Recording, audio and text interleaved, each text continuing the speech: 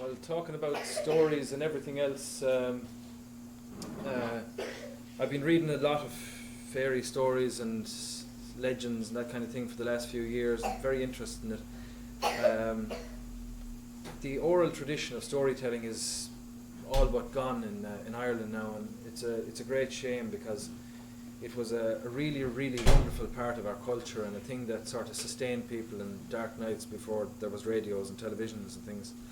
But Johnny McKeagney is a great storyteller, and he's well able to tell yarns and stories, and I'm going to call on him now to come up and tell us a story.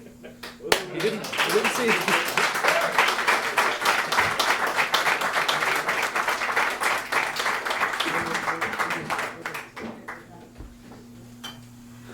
Okay. You're hard to coach. I'll do, this one is written down. I have another one, but I haven't seen it in the book, but I'll do this one here. I've seen it in a book. It's called Hutton and Dutton. Though I got it from an 84-year-old man some years ago. And there used to be a man who lived in our own village in Campo. And by the way, Thurlow O'Carolan's wife was Mary Maguire from Campo. Yeah.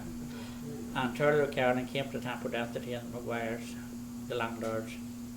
So anyway, this man lived in our village. He was Vincent Maguire, was his name. And how I know him so well, he used to come in to my mother. My mother would have been from the same townland in Glen as Vincent, and he would come into the town, and he'd come into my mother to get a cup of tea and so forth. But he would, we were afraid of him. He had a big beard, he had a funny hat, he had maybe 2 different shoes, he had patches on his trousers, on his jacket. He was a bit weird looking. So, but if he was living today, he'd be known as a Shanahy. But he wasn't recognised at that point. That's 30, 40 years ago. He wasn't 40, even more. He wasn't known as that, but he was very welcome at wakes, telling stories. I think there was one story, he had a bit of white cow went on for 2 nights. So he was long dead, and we were undertakers, and I buried the man.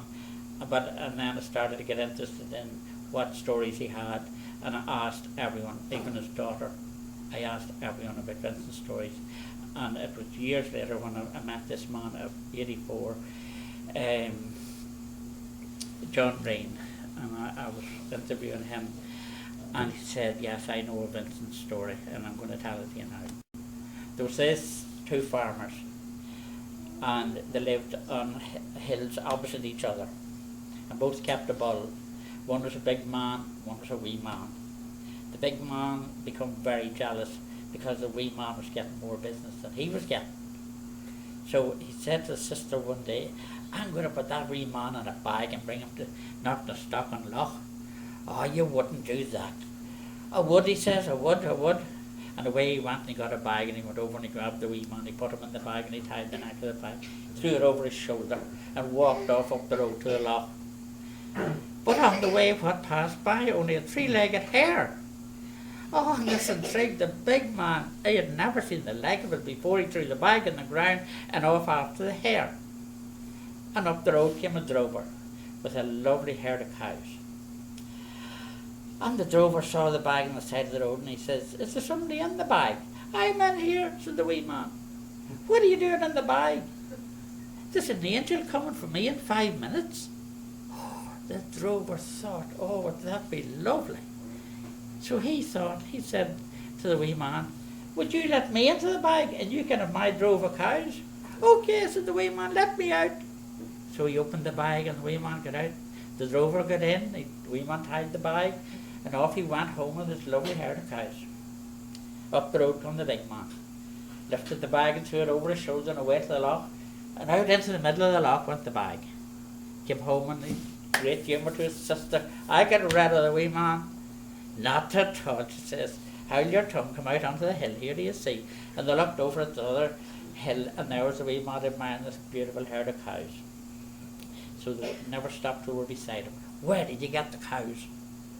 Oh, he said, I got them in the loch. And there's plenty more where they come from. three of them set off post haste to the loch, knocked the stocking lock, and the wee man lifted a stone, threw it out into the middle. That's where they are. And the big man dived in. And dived in. And the next thing was gurgle, gurgle, gurgle, gurgle, gurgle, gurgle, gurgle, gurgle, gurgle. And the sister says, what's he saying? What's he saying? And the wee man says, he's saying, cap them, cap them, cap them. And she dived in to cap the cows. And that was the end of the two of them. And the wee man came home and lived happily ever after. So,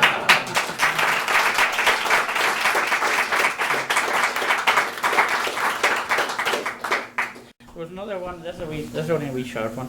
This fella, he lived in a very remote part of Ireland, very remote, up in the mountain. So we only went to the town once in a blue moon. So this day he went to the town, and he went into a shop, and it was a mirror shop. And he looked at one of the mirrors and he says, oh my God, a picture of my father. And he bought the mirror and brought it home. And he loved it so much he'd go down he kept it under the bed. And of course he went down every so often to look at this picture of his father. And the wife spotted him and she wondered what he was at. So she went down one time and she lifted the mirror. Oh my God, he's got another woman. And a right old hag she is too. So she went off to the end of the parish priest and he came along and he looked in. She is both doting. So that third PP was here before me. Hey!